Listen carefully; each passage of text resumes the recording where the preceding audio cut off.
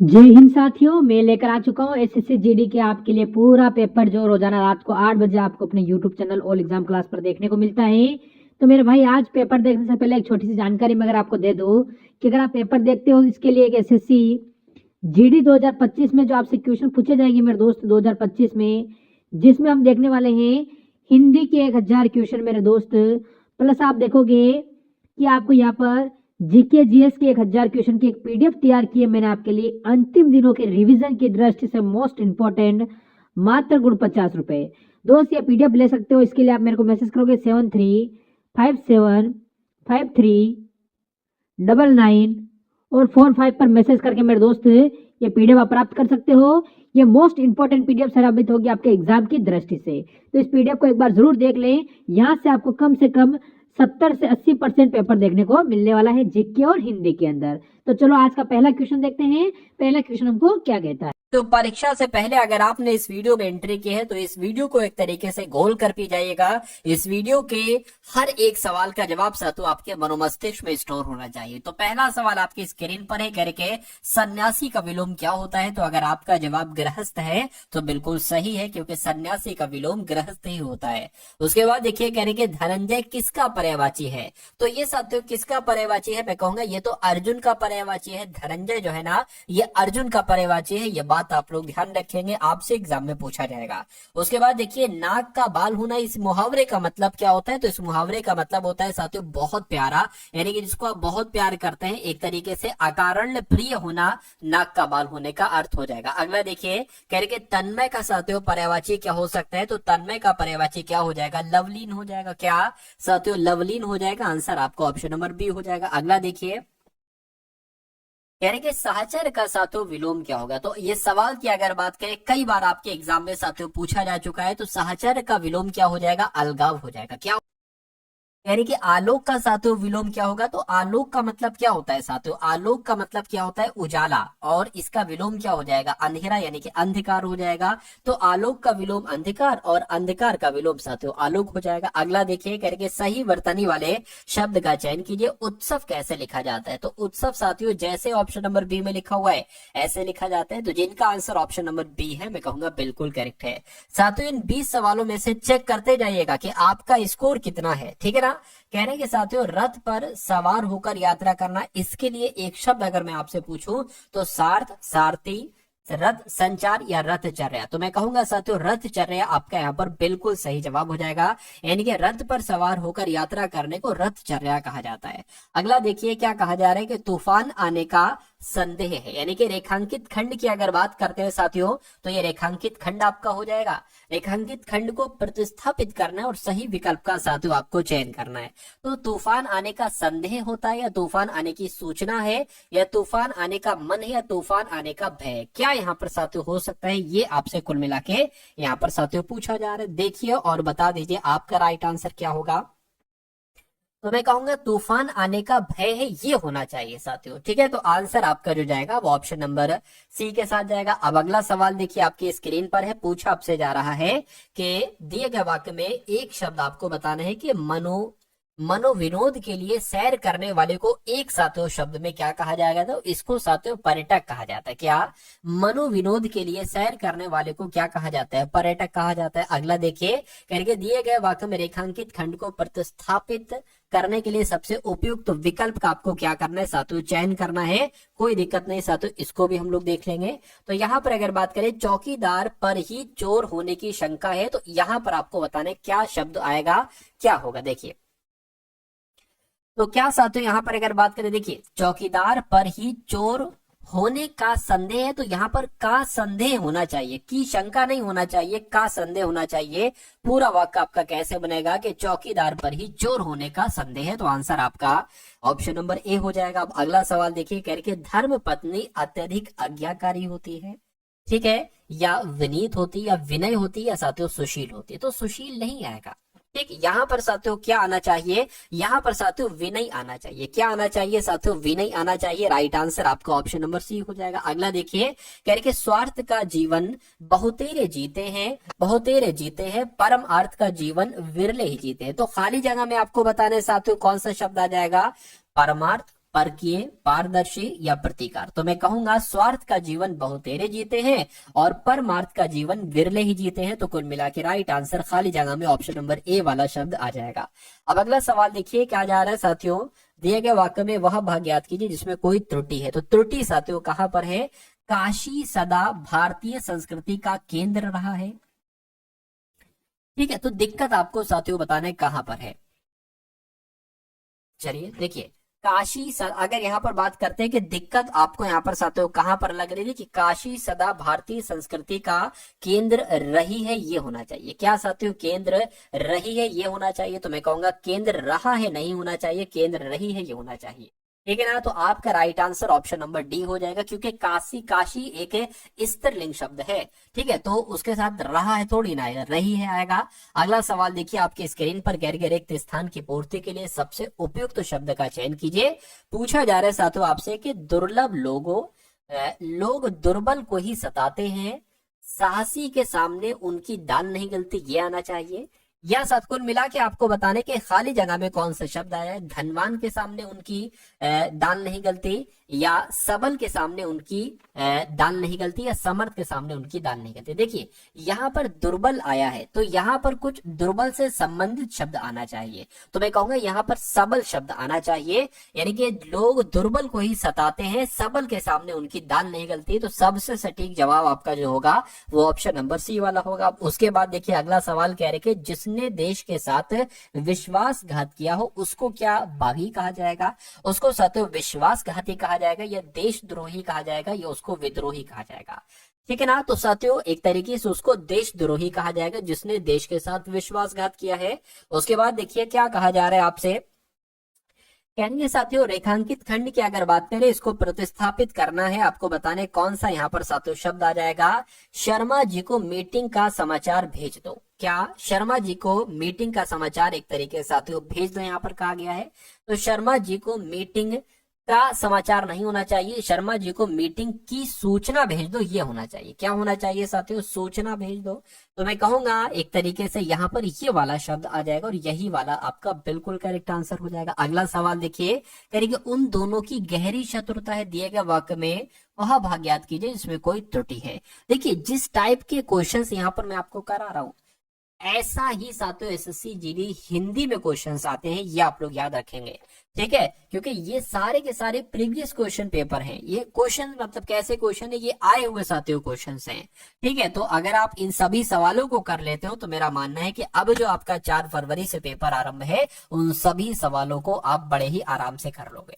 चलिए, तो उन दोनों की गहरी शत्रुता है, उन दोनों की गहरी शत्रुता है।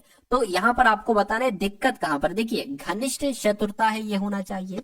ठीक है ना, तो घनिष्ठ होना चाहिए साथियों, गहरी यहाँ पर शब्द गलत है, गलत है। तो मैं कहूंगा यही आपका आंसर हो जाएगा। अगला सवाल देखिए, कह रहे राम ने दिए गए वाक्य का वह भाग ज्ञात कीजिए जिसमें कोई त्रुटि है। तो राम ने एक कृति की रचना किया, देखिए राम ने एक कृति की रचना की ये होना चाहिए। तो कुल मिला के अगर बात करें किया नहीं होना चाहिए साथियों, की होना चाहिए, इसलिए सही जवाब अगर है आपका ऑप्शन नंबर डी, तो मैं कहूंगा आंसर आपका बिल्कुल करेक्ट हो जाएगा। उसके बाद साथियों अब यहाँ से 21 नंबर से आपके जीके के टॉप लेवल के साथियों आप लोग देखेंगे यहाँ पर 20 सवाल, और इसमें से एक बार आप लोग चेक कीजिएगा कि 20 में से कितने क्वेश्चन आपके सही हो रहे हैं। चलिए, तो पहला सवाल जीके का है, कह रहे कि भारत की रियासतों के एकीकरण में किसने निर्णायक भूमिका निभाई थी। तो किसने साथियों निर्णायक भूमिका निभाई थी, सरदार वल्लभ भाई पटेल ने निर्णायक भूमिका निभाई थी। ये आपको याद रखना है, ये सवाल आपके एग्जाम में आ सकता है। उसके बाद देखिए कह रहे हैं साथियों 1774 में सर्वोच्च न्यायालय को किस शहर में फोर्ट विलियम में शीर्ष न्यायालय के रूप में साथियों स्थापित किया गया था। तो किसकी बात चल रही है, कोलकाता की बात चल रही है। यानी कि 1774 में सर्वोच्च न्यायालय को कोलकाता शहर में फोर्ट विलियम में शीर्ष न्यायालय के रूप में स्थापित किया गया था। यह साथियों आप लोग याद रखेंगे। अगला सवाल आपकी स्क्रीन पर कहने के साथियों माई एक्सपेरिमेंट विद ट्रथ, ये एक पुस्तक है, और ये पुस्तक साथियों किसके द्वारा लिखी गई है, तो महात्मा गांधी जी के द्वारा ये पुस्तक लिखी गई है, ये भी आप लोग याद रखेंगे।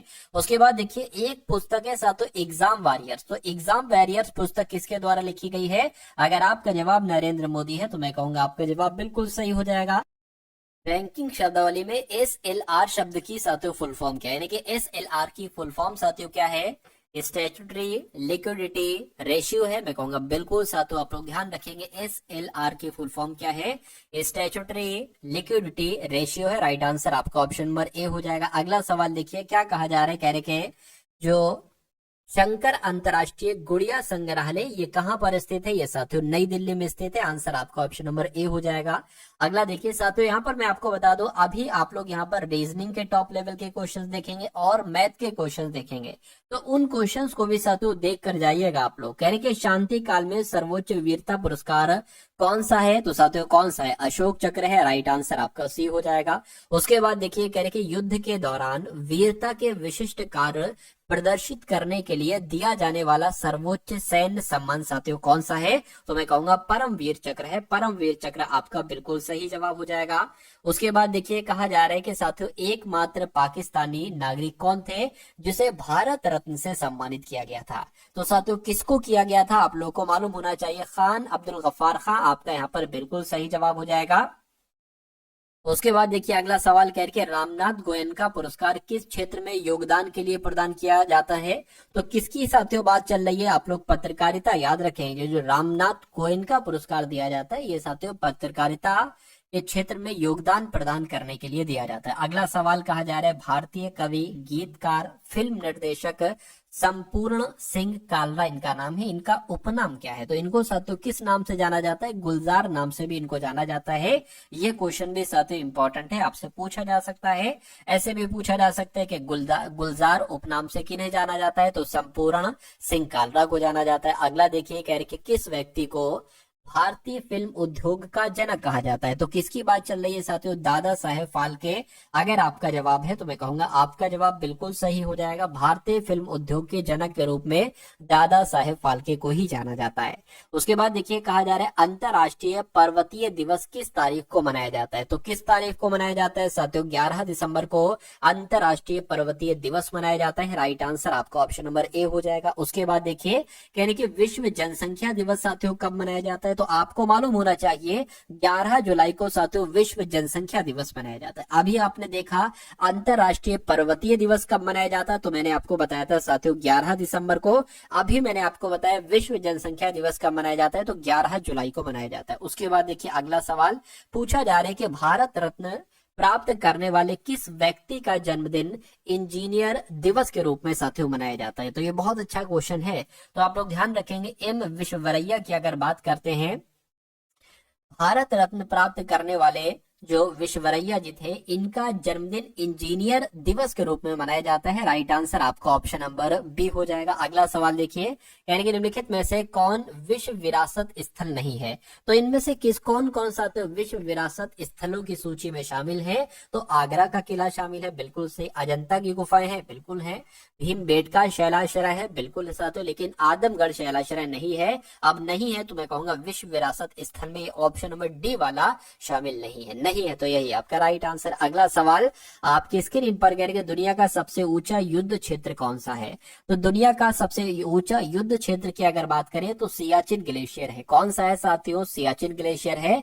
उसके बाद देखिए कह रहे विश्व धरोहर स्थल रोबेन द्वीप की अगर बात करें तो निम्नलिखित में से किस विभूति से सम्मानित है, तो आप लोग ध्यान रखेंगे साथियों नेल्सन मंडेला आपका यहाँ पर बिल्कुल सही जवाब हो जाएगा। क्या, नेल्सन मंडेला आपका यहाँ पर बिल्कुल सही जवाब हो जाएगा।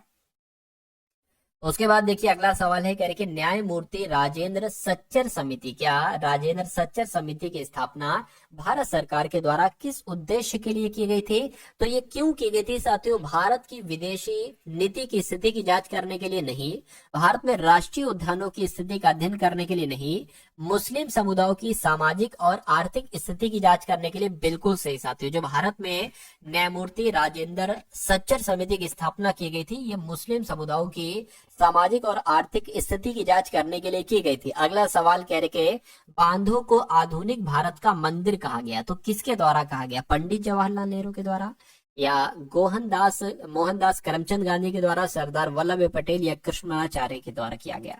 तो अच्छा क्वेश्चन है साथियों, इंपॉर्टेंट है, आप लोग ध्यान रखेंगे। बांधों को यानी कि डैम्स को, क्या डैम्स की अगर बात करें, डैम्स को आधुनिक भारत का मंदिर किसने कहा, तो पंडित जवाहरलाल नेहरू ने कहा। ये आपको याद रखना है। राइट आंसर आपका जो जाएगा वो ऑप्शन नंबर ए के साथ जाएगा।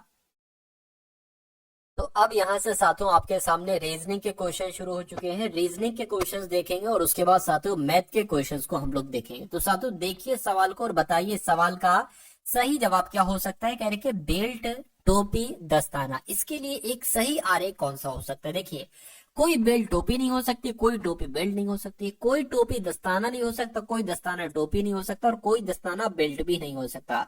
तो साथियों तीन बनेंगे, अलग अलग बनेंगे, यानी कि ये टोपी हो गई, ये बेल्ट हो गई और ये दस्ताना हो गया। तो ऐसा कहां पर बना हुआ है, ऐसा ऑप्शन नंबर बी में बना हुआ है।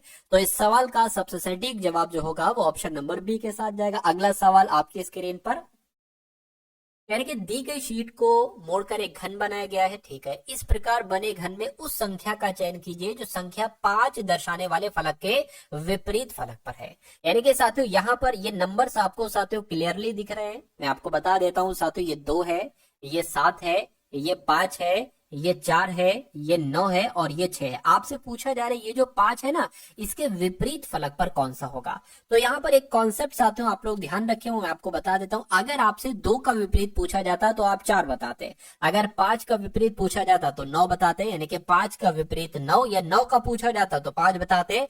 2 का विपरीत क्या हो जाएगा साथियों, 2 का विपरीत 4 हो जाएगा। ठीक, और बचा 6, तो 6 का विपरीत क्या हो जाएगा साथियों, 7 हो जाएगा। तो कुल मिला के साथियों अगर बात करते हैं 5 का विपरीत आपसे पूछा गया है तो 9 है, तो 9 आपका क्या हो जाएगा, बिल्कुल करेक्ट आंसर हो जाएगा। अगला सवाल देखिए, कह रहे कि ऑप्थेल्मोलॉजिस्ट का संबंध आंख से है तो ऑन्कोलॉजिस्ट का संबंध साथियों किससे होगा, मुझे बताइए।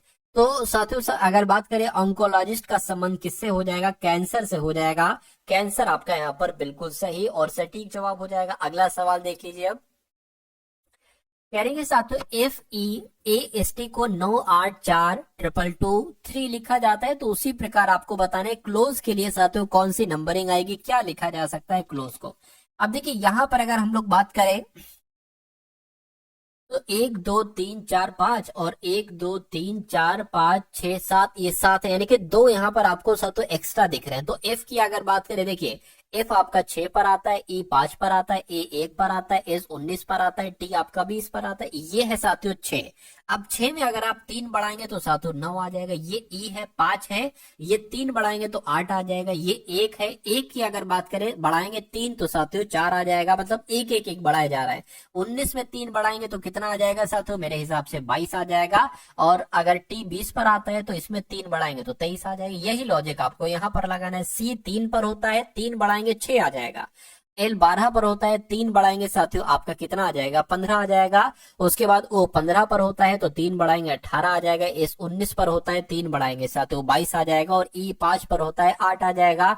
तो मैं कहूंगा ये ऑप्शन कहां पर लिखा हुआ है, 615 18 22 8 कहां पर लिखा हुआ है, ऑप्शन नंबर बी में लिखा हुआ है। तो ये आपका बिल्कुल सही जवाब हो जाएगा भाई, बहुत बढ़िया, वेरी गुड क्लास। अगला सवाल आपके स्क्रीन पर कहा जा रहा है कि सबसे पहले 23 है, उसके बाद साथियों 36 है, उसके बाद 51 है, उसके बाद साथियों क्या है, 68 है। आपको बताने कि अगला नंबर साथियों यहाँ पर क्या हो सकता है, बताने की कोशिश कीजिए। देखिए यहाँ पर अगर हम लोग बात करें कि 23 से 36 कैसे हुआ है, अगर साथियों 23 में आप 13 जोड़ देते हो तो कितना, 36 बन जाएगा। अगर 36 में कितना जोड़ दो, 51 बन जाएगा। मैं कहूंगा 15 जोड़ दो, 51 बन जाएगा। 51 में कितना जोड़ दो, 68 बन जाएगा। मैं कहूंगा 17 जोड़ दो, 68 बन जाएगा। अब इसमें कितना जोड़ना पड़ेगा कि ये नंबर आपको प्राप्त हो जाए। देखिए 13 14, उसके बाद नहीं 15, 16 नहीं 17, 18 नहीं 19 आ जाएगा यहाँ पर। यानी कि 68 और 19 आपको जोड़ना है, तो 8 और 9 कितना हो जाएगा, 17, और साथियों 7 और 8 यानी कि 87 यहाँ पर आ जाएगा। तो 87 साथियों ऑप्शन नंबर ए में है, इसलिए आपका सही जवाब जो जाएगा वो ऑप्शन नंबर ए के साथ ही जाएगा। और जिनका भी आंसर ऑप्शन नंबर ए है तो बिल्कुल करेक्ट है। साथियों इन सभी सवालों को आप बहुत तेजी के साथ करने की कोशिश कीजिए, क्योंकि एग्जाम में आपके पास बहुत कम समय होगा, इसलिए जितनी ज्यादा से ज्यादा प्रैक्टिस करेंगे ना उतनी ज्यादा से ज्यादा आपकी स्पीड तेज हो जाएगी। अगर मान लीजिए अभी आपका एक सवाल साथियों 60 सेकंड में हो रहा है, जब ज्यादा से ज्यादा प्रैक्टिस करोगे ना तो यही 60 सेकंड से साथियों 40 सेकंड में भी आप सवाल को कर सकते हो। और कुछ देखिए सवाल अपने, कुछ सवाल ऐसे भी होते हैं जो 30 सेकंड में हो जाते हैं, कुछ सवाल ऐसे भी होते हैं जिनको करने के लिए साथियों 90 सेकंड तक लगते हैं। ठीक है ना, कुछ 120 सेकंड तक लगते हैं, यानी कि 2 मिनट तक लगते हैं। और कुछ सवाल आपके 30 30 40 40 45 45 सेकंड में हो जाते हैं। ठीक है, चलिए तो अब यहाँ पर अगर बात करें, कह रहे कि DMGU है, उसके बाद AJDO है, उसके बाद XGAI आ गया। आपको बताने कि उसके बाद यहाँ पर 3 कौन से लेटर आएंगे और उसके बाद RAUA ही आना चाहिए। चलिए, तो अब यहाँ पर अगर बात करें, देखिए ये D है, D से A बना है, मैं कहूंगा D में जब 3 माइनस किया जाएगा तो A बनेगा। अब A में कितना माइनस किया जाए साथियों, तो X बनेगा। मैं कहूंगा अगर हम 3 इसमें भी माइनस कर देते हैं तो X बन जाए। कैसे? A से पहले Z, Z से पहले Y, Y से पहले W और से पहले X। तो यहाँ पर भी हमें 3 माइनस करना पड़ेगा। 24 पर आता है ये X, 3 माइनस करेंगे 21 आ जाएगा, और 21 पर क्या होता है साथियों? U होता है। तो एक तो U यहाँ पर है, एक यहाँ पर है। अब M से J हुआ है, M 13 पर होता है, J 10 पर होता है, यहाँ पर भी 3 घटाया गया है। J 10 पर होता है, G 7 पर होता है, यहाँ पर भी 3 घटाएंगे, तो G 7 पर होता है, 3 घटाएंगे तो 4 आ जाएगा। यानी कि 4 की अगर बात करते हैं तो D होता है। तो UD कहां पर लिखा हुआ है? UD सिर्फ और सिर्फ ऑप्शन नंबर है C में लिखा हुआ है। क्या बाकी में भी 3 घटाए जा रहे हैं? देख लीजिए साथियों, 3 ही घटाया जा रहा होगा। तो कुल मिला के आपका राइट आंसर, देखिए अब हम नहीं, हमें UD मिल गया ना, तो हमें अब अगला ये चेक करने की जरूरत क्या? अगर आप यहाँ प्रैक्टिस कर रहे हो तो कोई दिक्कत नहीं, पूरा चेक करो, लेकिन एग्जाम में ये गलती ना कीजिएगा। आपको अगर आंसर मिल गया है तो आपको टिक लगाना और आगे बढ़ना है, कोई दिक्कत नहीं है। ठीक है, अगला सवाल देखिए आपकी स्क्रीन पर। अच्छा सवाल आपकी स्क्रीन पर आ चुका है। चलिए, तो कहने के 7 मित्र है ABCDEFG, एक पंक्ति में उत्तर की ओर मुंह करके बैठे। तो एक पंक्ति हो गई, 7 लोग हैं, तो 1 2 3 4 5 और एक 6 और एक साथियों 7 हो गए। 1 2 3 4 5 6 7 हो गए। B पंक्ति के मध्य में नहीं बैठे, यानी कि B यहाँ पर नहीं बैठा है। ठीक है, A B के दाईं ओर दूसरे स्थान पर बैठा है और D F के बाईं ओर दूसरे स्थान पर बैठा है। अब देखिए हमें पता, हमें इस तरीके के सवालों को करने के लिए कॉमन वाली टेक्निक अपनाना होगी। ये टेक्निक की अगर बात करें, कैसे ये टेक्निक होती, अगर आप इस लाइन को सबसे पहले यहाँ पर लिखना चाहते हो तो देखो यहाँ पर A है और B है, क्या A B कहीं और आपको मिल रहा है? देखिए जरा, यहाँ पर मिल रहा है नहीं, यहाँ पर, क्योंकि हमें आसानी हो जाएगी साथियों। यहाँ पर मिल रहा है नहीं, यहाँ पर साथियों मिल रहा है A B हमें। ठीक है, तो अभी सबसे पहले ये वाली लाइन सॉल्व करोगे, ये वाली, और उसके बाद जस्ट ये वाली लाइन सॉल्व करोगे। ये नहीं देखोगे, कैसे करोगे मैं आपको बता रहा हूं। देखिए, यानी कि B के दाईं ओर दूसरे स्थान पर A है। तो अगर मान लेते साथियों B आपका यहाँ पर है, कहीं पर भी B को मान लो, कोई दिक्कत नहीं। B के दाईं ओर दूसरे स्थान पर यानी कि 1 और 2, तो दूसरे स्थान यानी कि यहाँ पर साथियों A हो जाएगा। अब इसको देखो, यानी कि B और A के बीच में E बैठा है, यानी कि B और A के बीच में E बैठा है। हो गए ना, 7 मित्र में से 3 लोग आपने बैठा दिए, BEA हो गया। अब देखिए, अब कह रहे हैं साथियों D जो है ना, D ये F के बाईं ओर दूसरे स्थान पर बैठा है। तो अब हम D कहां पर बैठा लें? ठीक है, तो अगर बात करते हैं साथियों, ठीक है, D F के बाईं ओर दूसरे स्थान पर बैठा है। तो अगर मान लीजिए D यहां पर बैठा ले, कहां पर? या एक काम करिए, ठीक है, देखिए D की अगर बात करें, ये F के बाईं ओर दूसरे स्थान पर बैठा है। तो साथियों एक और साथियों ये आपका, तो 1 सेकेंड, हाँ, 1 और यहाँ पर क्या बैठ जाएगा? F बैठ जाएगा। यह बात साथियों क्लियर है? बिल्कुल क्लियर है। 1 सेकेंड, अच्छा बाएं का कहा गया है? F के बाईं ओर। तो F की अगर बात करें, F यहां पर आएगा भाई साहब। F के बाईं ओर दूसरे स्थान पर D बैठा है, ये हो गया करके। F के बाईं ओर ठीक बगल में कौन बैठा है? G बैठा है, तो G सा तो यहां पर बैठ जाएगा, यानी कि D, ठीक है, G F ये हो गया। ठीक है, उसके बाद कह रहे हैं कि साथियों G के दाईं ओर दूसरे स्थान पर C बैठा है। G कहां पर? यहां पर, यानी कि एक खाली जगह यहां पर छूटेगा और C यहां पर आएगा। तो मैं कहूंगा ये अगर बात करें, थोड़ा सा अगर ये इधर कर दें, क्या कहने का मतलब समझिए, BEA। और यहां पर एक चीज ये भी कही गई थी ऊपर को कि B पंक्ति के मध्य में नहीं बैठेगा। अगर हम साथियों BEA को इधर बैठा ले, ठीक है, तो ये यहां पर आ जाएगा। अगर हम इधर को बैठा ले तो एक काम साथियों ये करिए, BEA है ना, BEA, तो B मान लीजिए यहां पर बैठा देते हैं, E यहां पर बैठा देते हैं और A यहां पर बैठा देते, और ये 4 लोग है ना, चारों को साथियों यहां पर बैठा देंगे, D G F और साथियों C। ये बात क्लियर है? पंक्ति के मध्य में कौन बैठा है? तो पंक्ति के मध्य में कौन बैठा है साथियों? G बैठा है, यानी कि BEA DGFC। तो D बैठा है, D आपका क्या हो जाएगा? D आपका साथियों बिल्कुल करेक्ट आंसर हो जाएगा। इसको एक बार और देखिएगा आप, जैसे मैंने आपको समझाया है, इसको एक बार और आप लोग देखिएगा तो और अच्छे तरीके से आपकी मजबूती आ जाएगी इस सवाल में। खैर, अब उसके बाद देखिए अगले नंबर का सवाल है, कह रहे कि इसमें से एक असंगत है, ऑप्शन एक है, मतलब एक ऑप्शन में अलग लॉजिक लगा है, वो आपको बताना है। चलिए, तो यहाँ पर अगर बात करें इस सवाल को साथियों कैसे करेंगे ये मैं आपको बता देता हूँ। देखिए ओ होता है 15 पर, क्यू होता है 17 पर, यू होता है 21 पर, बी होता है साथियों 2 पर, बी किस पर होता है, बी साथियों अगर बात करते हैं 2 पर होता है, ठीक है ये बात क्लियर है। इसकी अगर बात करें एम होता है 13 पर, ओ होता है 15 पर, एस होता है 19 पर, वाई होता है साथियों 25 पर।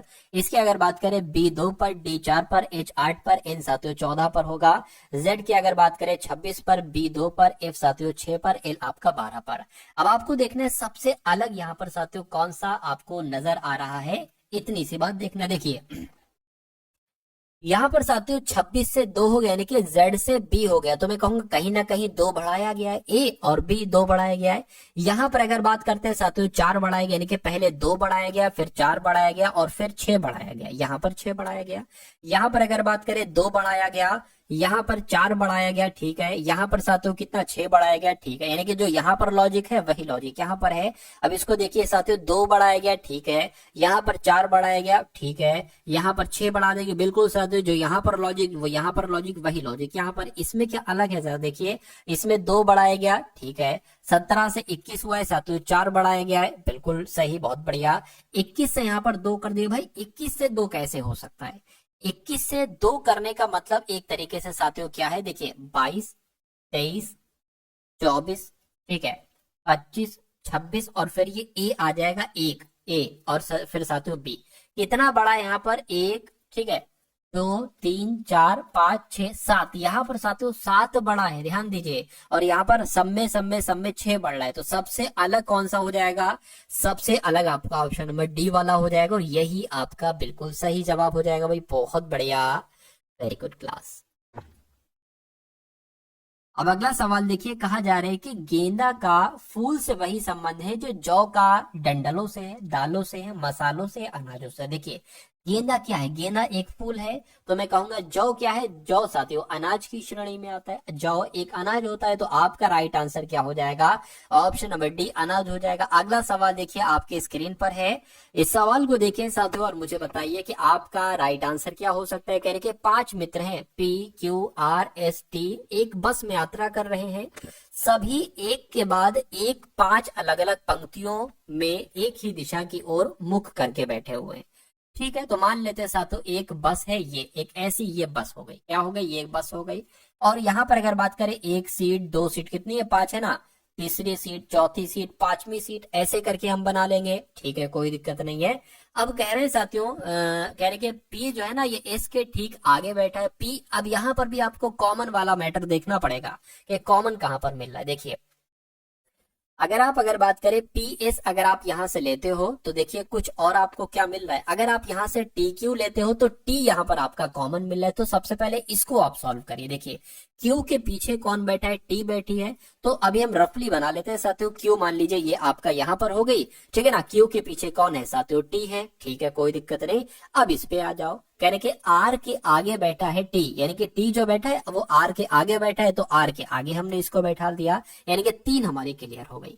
उसके बाद क्या कहा जा रहा है, आर के पहले और बाद में बैठे व्यक्तियों की समान है, यानी कि आर के पहले जो लोग बैठे हैं और बाद में जो लोग बैठे हैं उनकी संख्या समान है, यानी कि आर कहने का मतलब है कि आर बीच में आएगा और ऊपर टी आएगा, उसके ऊपर क्यू आएगा और नीचे फिर नीचे भी 2 लोग आएंगे, ऊपर भी 2 लोग आर के, नीचे भी 2 लोग। अब यहाँ पर देख लीजिए करके पी जो है ना, पी ये एस के ठीक आगे बैठा है, यानी कि एस के आगे कौन बैठा है, पी बैठा है, तो एस के आगे कौन बैठा है, पी बैठा है।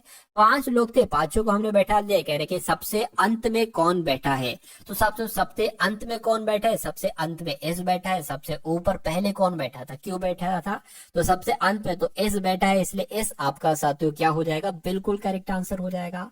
अब उसके बाद देख लीजिए अगले नंबर का सवाल है आपकी स्क्रीन पर, कहा जा रहा है आपसे कि 12 से जैसे 67 बनाया जा सकता है उसी प्रकार आपको बताना है कि 16 से क्या नंबर बनाया जा सकता है, 80, 72, 91 या साथियों 70।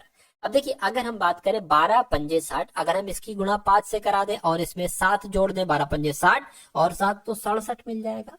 उसी प्रकार 16 पंजे 80, सॉरी 16 पंजे अगर बात करते हैं यहाँ पर 80 आ जाएगा, और इसमें अगर हम साथियों जोड़ दे तो 87 आ जाएगा, लेकिन 87 तो ऑप्शन में नहीं है, तो मैं कहूंगा ये लॉजिक हमारा क्या हो जाएगा, ये लॉजिक हमारा फेल हो जाएगा। अच्छा उसके बाद दूसरा कोई लॉजिक हम यहाँ पर निकालने की कोशिश करते हैं। अगर देखिए ये अगर हम इसमें से एक घटा दें, 12 में से एक घटा दें तो हमें 11 मिल जाएगा। 11 की गुणा अगर हम साथियों 6 से कर दें और फिर इसमें एक जोड़ दें तो ये 67 हमें मिल जाएगा। क्या यही लॉजिक यहाँ फिट हो पा रहा है? नहीं हो पा रहा है। अगर हम इसमें से एक घटा दें तो हमें 15 मिल जाएगा। 15 की गुणा साथियों अगर हम 6 से कर दें, 15 पंजे 75, 15 छक्का 90, ठीक है ना, और फिर हम इसमें एक जोड़ दें तो हमें 91 मिलना चाहिए। क्या 91 ऑप्शन में? अगर 91 ऑप्शन में है तो ये लॉजिक हमारा बिल्कुल सही है। और मैं देख पा रहा हूं कि यहाँ पर 91 है, तो यानी कि जो हमने लॉजिक लगाया है दूसरे नंबर का, वो लॉजिक हमारा बिल्कुल करेक्ट हो जाएगा भाई। बहुत बढ़िया, वेरी गुड क्लास। साथियों एसएससी जीडी एग्जाम अगर आप वाकई में क्रैक करना चाहते हैं तो ये जो डेली आपकी साथियों क्लास होती है, जिस डेली क्लास में हिंदी के 20 सवाल, जीएस के 20 सवाल, कुछ क्वेश्चन साथियों करंट अफेयर के भी, रीजनिंग भी होती है, मैथ भी होती है, यानी कि कोई ऐसा टॉपिक साथियों में नहीं छोड़ता जो इन क्लासेस में साथियों में कवर अप ना कराऊं। तो मेरा मानना है कि अगर आप अपने एग्जाम तक साथियों ये डेली वाली क्लास देखते रहेंगे तो आपकी इतनी तैयारी मजबूत करवा दूंगा कि सिलेक्शन तो एक बहुत छोटी सी चीज है, सिलेक्शन आपका बहुत आराम से हो जाएगा। ठीक है, चलिए तो अब अगला सवाल देखिए। नंबर सीरीज का सवाल है, कह रहे हैं साथियों 32 है पहले, उसके बाद 33 है, उसके बाद 37 आ गया और उसके बाद 46 आ गया। तो आपको बताना है कि यहाँ पर कौन सा नंबर आएगा और उसके बाद 87 ही आना चाहिए। चलिए अब यहाँ पर अगर साथियों हम लोग बात करें, थोड़ा सा अगर आप ध्यान देंगे, देखिए 32 से 33 हुआ है, एक बड़ा है। 33 से 37 हुआ है, कितना बड़ा है साथियों? 4 बड़ा है। 37 से 46 हो गया यानी कि 9 बढ़ा दिया गया। तो यहाँ पर कितना बढ़ाएंगे और यहाँ पर कितना बढ़ाएंगे? अब देखिए मेरा मानना है कि ये 1 का स्क्वायर है, ये 2 का स्क्वायर है, ये 3 का स्क्वायर है, तो ये 4 का स्क्वायर आ जाएगा 16 आ जाएगा, और ये 5 का स्क्वायर 25 यहाँ पर आ जाना चाहिए मेरे हिसाब से। अब देखिए 46 और 16 कितना होता है? 6 6 12 हो गया, 5 और 6 यानी कि 62। क्या 62 आपका आंसर होगा? अच्छा 62 हमें ऑप्शन में तो मिल गया, लेकिन अगर 62 में 25 जोड़े तो 87 आ जाए तो हमारा 100% ये साथियों आंसर हो जाएगा। 5 और 2 7 हो गया, ठीक है। 6 और 2 8 हो गए, बिल्कुल साथियों, यानी कि 100% हमारा 62 ही आंसर हो जाएगा। उसके बाद देख लीजिए अगले नंबर का सवाल है आपके स्क्रीन पर। आपसे कहा जा रहा है कि उस सही विकल्प का चयन करें जो दिए गए शब्दों का तार्किक और अर्थपूर्ण क्रम में व्यवस्थित करता है। ठीक है, आपको बताना है वर्ग, परिवार, राज्य, गण, समुदाय, इनको आपको साथियों क्रम के अनुसार क्या करना है? इनको आपको क्रम के अनुसार साथियों लगाना है। चलिए कोई दिक्कत नहीं है, ठीक है। अच्छा यहाँ पर अगर बात करें सबसे छोटा इसमें से क्या है? सबसे छोटा इसमें से परिवार है, तो 2 नंबर वाला सबसे पहले आना चाहिए, लेकिन 2 नंबर वाला इसमें कहीं भी ऑप्शन में नहीं लिखा हुआ है। यानी कि कहने का मतलब इनके ये है कि सबसे बड़े से आपको शुरुआत करना है। तो सबसे बड़े से अगर बात करें तो सबसे बड़ा तो यहाँ पर क्या है साथियों? एक तरीके से राज्य है, तो सबसे बड़ा राज्य है, और 3 नंबर साथियों सबसे पहले आ रहा है सभी ऑप्शन में, तो राज्य सबसे बड़ा हो जाएगा। ठीक है ना, राज्य सबसे बड़ा हो जाएगा, उससे बड़ा गढ़ होगा समुदाय, समुदाय उससे छोटा हो जाएगा, यानी कि 5वां नंबर पहले आ जाए, उसके बाद आ जाएगा। ठीक है, और उससे छोटा क्या हो जाएगा? एक तरीके से वर्ग हो जाएगा, यानी कि पहला नंबर आ जाएगा, और वर्ग के बाद साथियों गढ़ हो जाएगा, यानी कि 4था नंबर आ जाएगा, और बचा फिर परिवार, तो साथियों परिवार आ जाएगा। तो ये क्रम साथियों आपको बताने कहां पर है? 3 5 1 4 2। तो 3 5 1 4 2 तो ऑप्शन नंबर ए में ही मुझे नजर आ रहा है, इसलिए सवाल का जवाब ऑप्शन नंबर ए हो जाएगा। अगला सवाल देखिए आपकी स्क्रीन पर है, इस सवाल को देखिए और बताइए साथियों राइट आंसर आपका क्या हो सकता है। कह रही है रोहित ने रुचि से कहा, यानी कि रोहित एक लड़का है और रुचि से कह रहा है, क्या कह रहा है?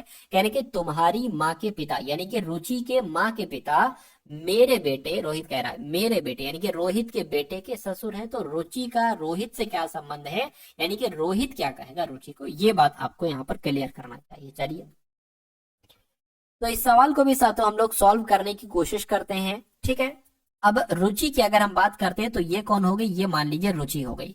रुचि इनसे कह रहा है कि तुम्हारी माँ, यानी कि रुचि की माँ, रुचि की माँ कौन होगी? रुचि की माँ ये हो गई। रुचि के माँ के पिता, यानी कि रुचि के माँ के पिता कौन हो गए साथियों? रुचि के माँ के पिताजी ये हो गए। रुचि के माँ के पिता ये हो गए। रुचि के कौन होंगे? नाना होंगे ये। तो यानी कि ये जो पिताजी है ना, रुचि की माता के पिता जो है ना, ये पता रोहित के कौन है? ये रोहित के मेरे बेटे के ससुर हैं, यानी कि मान लीजिए रोहित ये हो गया, रोहित ये हो गया, रोहित का बेटा ये हो गया, रोहित का बेटा साथियों ये हो गया, रोहित के बेटे के ससुर हैं, अच्छा ये इनकी बेटी है, तो मैं कहूंगा ये दोनों आपस में पति पत्नी होंगे, पति हो जाएगी, पत्नी हो जाएगी, ठीक है ना। और ये कौन हो जाएगी, ये बेटी हो जाएगी, यानी कि रोहित के बेटे की बेटी है ये रुचि, रोहित के बेटे की बेटी है ये रुचि। तो रोहित क्या कहेगा, अपने बेटे का बेटी कहेगा, यानी कि अपनी एक तरीके से पोती कहेगा, क्या कहेगा साथियों, पोती कहेगा। यानी कि आंसर आपका जो जाना चाहिए ऑप्शन नंबर बी के साथ जाना चाहिए, और जिनका भी आंसर ऑप्शन नंबर बी के साथ है तो मैं कहूंगा आंसर आपका बिल्कुल करेक्ट हो जाएगा भाई, बहुत बढ़िया, वेरी गुड क्लास। अगला सवाल आपके लिए एक चैलेंज है, और इस सवाल को आपको साथियों लगाना ही लगाना है, हर हालत में बहुत अच्छे तरीके से साथियों इसको सॉल्व करना है। चलिए कहेंगे साथियों, मैच इज ओवर को क्या लिखा जाता है, इन जो ही लिखा जाता है, यानी कि द क्रिकेट मैच को क्या लिखा जाता है, लू मो इन लिखा जाता है, यानी कि ओवर द ग्लोब को क्या लिखा जाता है, ही लू नोक लिखा जाता है। तो आपको बताने क्रिकेट के लिए साथियों कौन सा कोड यहाँ पर इस्तेमाल हो सकता है, बस इतनी सी बात आपको यहाँ पर बतलाना है। चलिए क्रिकेट की यहाँ पर बात की गई, यानी कि आपको बताना है साथियों क्रिकेट का कोड यहाँ पर क्या हो सकता है, ये चीज आपको बतानी। अच्छा क्रिकेट है कहाँ पर, तो क्रिकेट की अगर बात करें, क्रिकेट यहाँ पर है, यानी कि क्रिकेट का कोड हो सकता हो लू हो सकता हो एम हो सकता हो ई एन हो, ठीक है। लेकिन क्रिकेट का कोड हम कैसे निकाल पाएंगे, उससे पहले हमें दा का कोड मालूम होना चाहिए, और साथियों मैच का हमें कोड मालूम होना चाहिए, तभी हम यहाँ पर निकाल पाएंगे, ठीक है। तो क्योंकि साथियों दा वाला कोड कट कर देंगे और मैच वाला कोड कट कर देंगे, जो बचेगा वो क्रिकेट का कोड होगा। अब देखिए दा कहां पर आया है, तो दा की बात करें, दा यहां पर आया है, यानी कि इसमें एक वर्ड और इसमें एक वर्ड साथियों सेम होगा, तो देखिए क्या सेम है, वही दा का कोड हो जाएगा। एल यू सेम है, इसमें है क्या एल यू, अच्छा इसमें तो है, ये है देखिए, एम ओ इसमें नहीं है, ठीक है, ई एन भी नहीं, तो मैं कहूंगा एल यू क्या हो जाएगा, एल यू आपका साथियों दा का कोड हो जाएगा, यानी कि एल यू ये आंसर नहीं हो सकता, इसको मैं कट कर देता हूं। आंसर अब क्रिकेट का कोड जो होगा वो एम ओ होगा या ई एन होगा। अब मैच का कोड यहां से निकाल लीजिए, अच्छा मैच यहां पर साथियों लिखा हुआ है, ठीक है, और मैच यहां पर लिखा हुआ है, तो इसमें से और इसमें से कुछ सेम होगा, देखिए क्या सेम है, ई एन जो ई एन का, अच्छा ये ई एन लिखा हुआ है, ई एन सेम है, तो मैं कहूंगा मैच का कोड क्या हो जाएगा, ई एन हो जाएगा। यानी कि अब आंसर ई एन भी नहीं हो सकता क्योंकि ई एन मैच का कोड है, एल यू भी नहीं हो सकता क्योंकि एल यू दा का कोड है, बचा क्या एम ओ, तो एम ओ किसका कोड हो जाएगा, यानी कि क्रिकेट का कोड हो जाएगा एम ओ, और एम ओ कौन से ऑप्शन में है, ऑप्शन नंबर डी वाले में है, यानी कि आपका राइट आंसर जो जाएगा वो ऑप्शन नंबर डी के साथ जाएगा भाई, बहुत बढ़िया, वेरी गुड क्लास। अगला सवाल आपकी स्क्रीन पर देखिए सवाल को और बता दीजिए आपका राइट आंसर क्या है।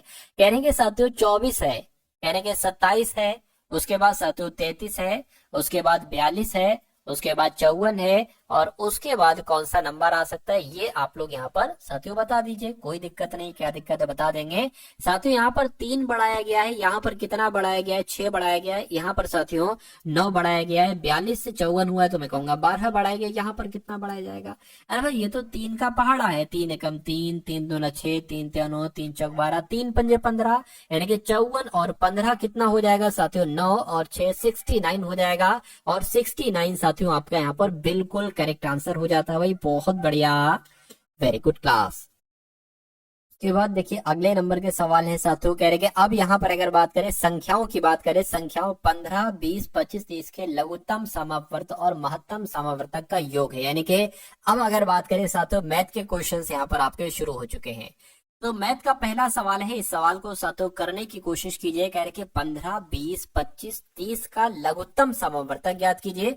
तो अगर हम साथियों 15, 20, 25 का क्या 25 का और 30 का साथियों एलसीएम ज्ञात करें सबसे पहले, और उसके बाद इधर को क्या ज्ञात कर लें, इनका महत्तम समावर्त यानी कि इनका एचसीएफ ज्ञात कर लें, किसका 15 का, 20 का और साथियों 25 का और 30 का। उसके बाद जो निकलेगा एलसीएम और एचसीएफ उनका योग करा देंगे, उनको जोड़ देंगे।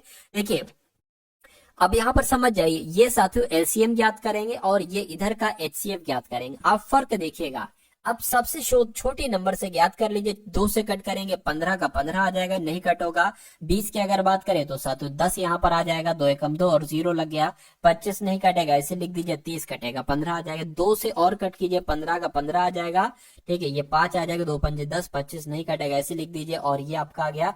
अब 2 से कट होगा नहीं कोई नंबर, तो 3 लगाइए, 3 पंजे 15 हो गया, 5 लिख दिया, ठीक है। 25 भी नहीं कटेगा, 15 कटेगा, यहाँ पर 5 आ गया। अब 5 से कटेगा साथियों, 5 एकम 5, 5 एकम 5, 5 एकम 5, 5 पंजे 25, 5 से एक बार और कट कर लीजिए 5। तो ये क्या आ गया, 2 गुणा 2 गुणा 3, 2 गुणा 2 और गुणा 3 गुणा 5 और साथियों गुणा 5, ये वाले नंबर लिखे हैं।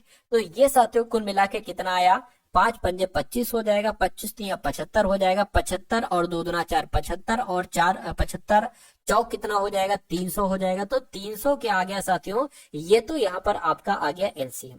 अब एचसीएफ को देखिए, क्या देखिए, हमने एलसीएम में अंत तक कट किया, नंबर बदले कोई दिक्कत नहीं, लेकिन इसमें ऐसा नहीं होता है। इसमें अगर हमें ऐसा नंबर लिखना पड़ता है जो ये सभी, ये नंबर से भी कट हो, ये वो छोटा वाला नंबर मतलब जो यहाँ पर लिखेंगे वो इसको भी कट करे, इसको भी कट करे, इसको भी कट करे, इसको भी कट करे, ऐसा नंबर हमें चाहिए होता है। अगर हम 2 रखते हैं तो 20 कट जाएगा, 30 कट जाएगा, लेकिन 15 25 नहीं कट पाएगा।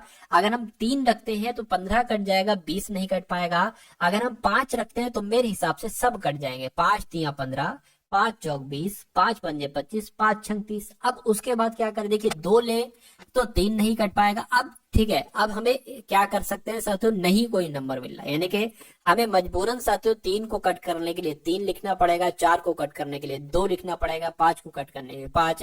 तो यही साथियों खत्म हो गया एचसीएफ, बस ये निकल कर आ गया, यानी कि एचसीएफ हमारा साथियों कितना निकला, एचसीएफ हमारा 5 निकला। तो मैं कहूंगा 300 और प्लस 5 को जोड़ दोगे तो कितना आ जाएगा, 305 आ जाएगा, यानी कि योग कितना निकलेगा, 305 निकलेगा। और आंसर हमारा जो होगा वो ऑप्शन नंबर बी हो जाएगा। और जिनका भी आंसर यहाँ पर ऑप्शन नंबर बी था बिल्कुल करेक्ट था। अगला सवाल देखिए, अगला सवाल देखिए साथियों, और इस सवाल का आंसर बताइए, ठीक है। कहने कि एक विलयन ए में अम्ल है और जल है, इनका अनुपात 1:5 है। अम्ल, ठीक है, 1:5, ये 5 यहाँ पर डबल कैसे आ गया, कोई दिक्कत नहीं, इसको हटा दीजिए। और विलियन बी है, इसमें अम्ल और जल का अनुपात 2:7 है। यदि दोनों विलियनों को समान मात्रा में मिश्रित किया जाता है तो इस प्रकार बने नए विलियन में अम्ल और जल का अनुपात क्या होगा। देखिए कभी भी अगर साथियों सवाल ये आपके सामने आ जाए तो आप क्या करेंगे, मैं आपको तरीका बता देता हूँ। ये विलियन ए है और विलियन ए की अगर हम बात करते हैं, ये साथियों क्या हो जाएगा, ये अम्ल हो जाएगा, ठीक है। और अगर बात करें साथियों ये जल हो जाएगा। तो विलियन ए में अम्ल और जल का अनुपात कितना है साथियों, 1:5 है, ठीक है, कोई दिक्कत नहीं। अब विलियन बी की अगर हम यहीं पर बात करें, विलियन बी की यहीं पर बात करें, क्या क्या है विलियन बी में, तो यहाँ पर भी साथियों अम्ल है और क्या है, और साथियों जल है।